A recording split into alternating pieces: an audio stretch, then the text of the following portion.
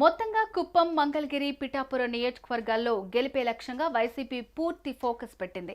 సామాజిక సమీకరణాలు, అభ్యర్థుల సామర్థ్యాలను బేరీజు వేసుకున్న తర్వాతే ఆయా నియోజకవర్గాల్లో మార్పులు, చేర్పులు చేసినట్లు తెలుస్తోంది. మరి ఈ 3 నియోజకవర్గాలపై వైసీపీ వ్యూహాలు ఏ మేరకు సక్సెస్ అవుతాయో వేచి చూడాలి. మెడ్సీ ఐవీఎఫ్ ఉచిత సంతాన సాఫల్య చికిత్స శిబిరం మార్చి 1 నుండి 31 వరకు.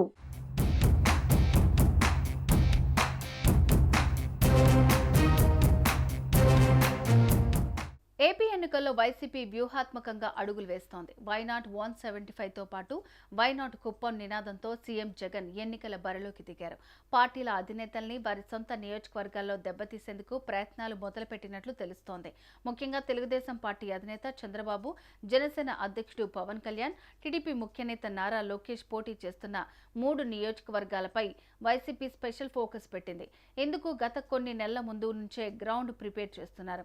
వీటితో పాటు వైసీపీ నుంచి టీడీపీ తీర్థం పుచ్చుకుని ఆ పార్టీ నుంచి పోటీ చేస్తున్న స్థానాలపైన గురిపెట్టారు.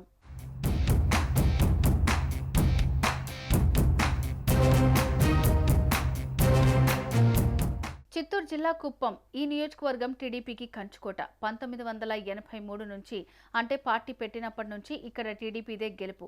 అయితే ఈసారి ఆ సెంటిమెంట్ ను మార్చేయాలని భావిస్తోంది వైసీపీ అధిష్టానం. మాజీ సీఎం చంద్రబాబు ఇక్కడ వరుసగా 7 సార్లు గెలిచారు.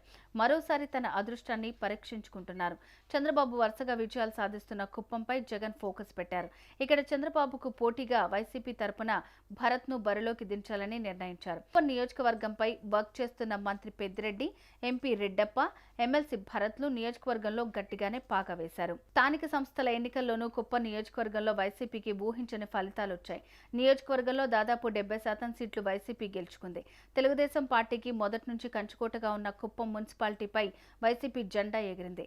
ఇప్పుడు నేరుగా సీఎం జగన్ రంగంలోకి దిగనుండడంతో కుప్పంలో సమీకరణాలు మారతాయని చిత్తూరు జిల్లా వైసీపీ నేతలు అంటున్నారు.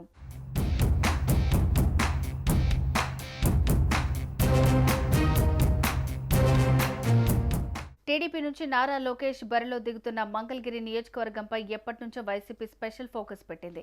ఈసారి మంగళగిరిలో లోకేష్ పై బీసీ కార్డు ప్రయోగించాలని వ్యూహరచన చేస్తున్నారు.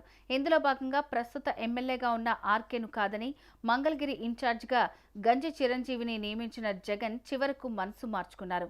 ఎమ్మెల్సీ మురుగుడు హనుమంతరావు కోడలు మంగళగిరి మాజీ ఎమ్మెల్యే కాండ్రు కమల కుమార్తె మురుగుడు లావణ్యను మంగళగిరి అభ్యర్థిగా ప్రకటించారు.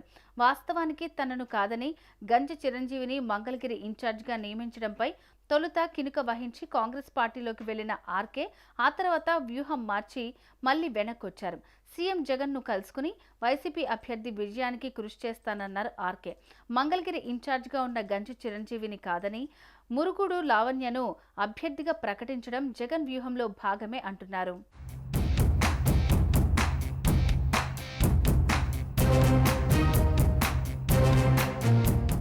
ఇక తనపై ఒంటికాలిపై లేస్తున్న జనసేన అధినేత పవన్ కళ్యాణ్ కు చెక్ పెట్టేలాగా సీఎం జగన్ పావులు గదుపుతున్నారు.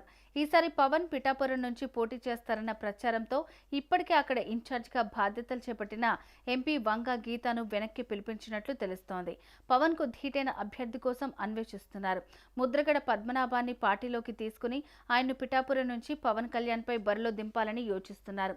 తాడేపల్లి గూడెం సభలో పవన్ వ్యాఖ్యలు, దీనికి బదులుగా ముద్రగడ పద్మనాభం లేఖ రాయడాన్ని చూస్తే ముద్రగడ ఎట్టి పరిస్థితుల్లో జనసేనలో చేరే అవకాశం కనిపించకపోవడంతో ఆయన్ను పార్టీలో చేర్చుకునేలాగా సంప్రదింపులు జరుగుతున్నాయి. మరోవైపు పిఠాపురం స్థానిక పార్టీ నేతల నుంచి ఐపాక్ టీం అభిప్రాయ సేకరణ చేస్తోందట. పవన్ పోటీకి దిగితే వైసీపీ నుంచి ఎవరు సరైన అభ్యర్థి అవుతారనే అంశంపైన ఆరా తీస్తోందట. వంగ గీత పర్ఫార్మెన్స్ బాగానే ఉన్నప్పటికీ పవన్ పై పోటీ చేసే వాళ్లు అగ్రెసివ్గా ఉండాలని లెక్కలు వేస్తోందట.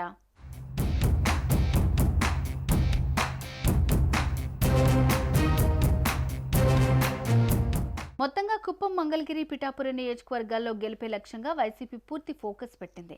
సామాజిక సమీకరణలో అభ్యర్థుల సామర్థ్యాలను బేరీజు వేసుకున్న తర్వాతే ఆయా నియోజకవర్గాల్లో మార్పులు చేర్పులు చేసినట్టు తెలుస్తోంది. మరి ఈ 3 నియోజకవర్గాలపై వైసీపీ వ్యూహాలు ఏ మేరకు సక్సెస్ అవుతాయో వేచి చూడాలి.